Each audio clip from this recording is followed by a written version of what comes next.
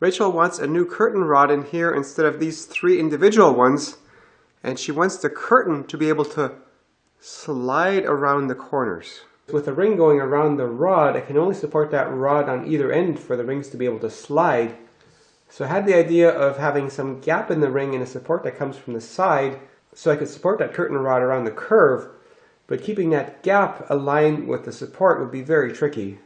So I had the idea of making a rectangular curtain rod and rings that kind of fit around like that, which means they can't rotate and I can have the support coming off right here. With one curtain rod having to fit into 4 corners, I'm making a template of the walls to make it easier. Now I just have to let that dry before I take it down.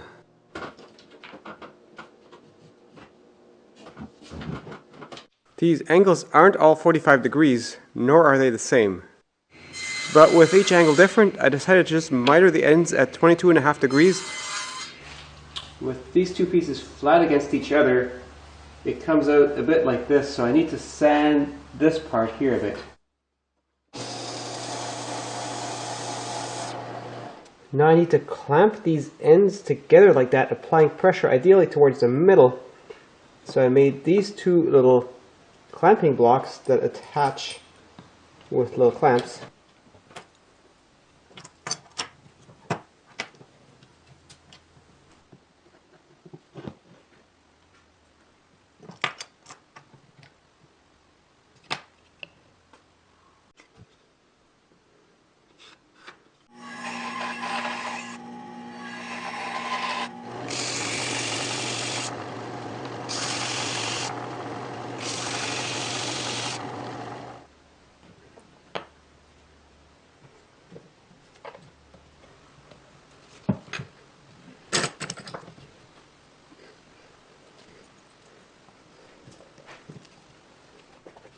I'm using a compass to trace a smooth curve around the corners.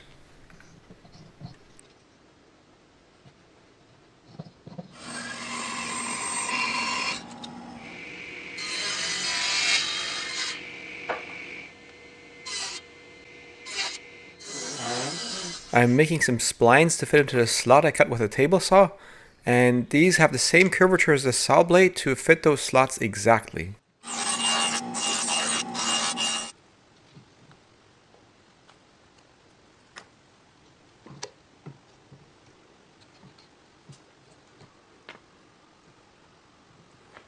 For the last 2 joints, I already had the pieces all trimmed up before starting to glue up, which sped things up a lot. I had to glue the last joint on the floor because I ran out of room on the workbench. Cutting out those curves on that large workpiece proved to be a little bit awkward.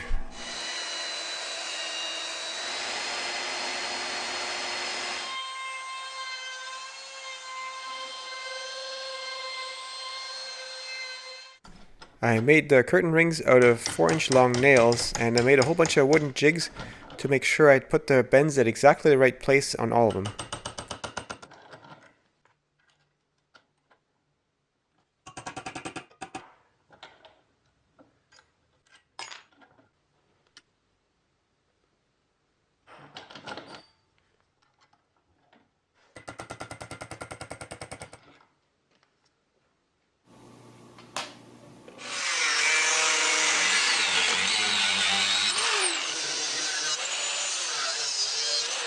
I made these stainless steel brackets for mounting the curtain rod by like this, but to hide it from below, I'm actually going to put it in a slot like this. But before I make the slot, I'm going to drill the mounting holes, which need to be here.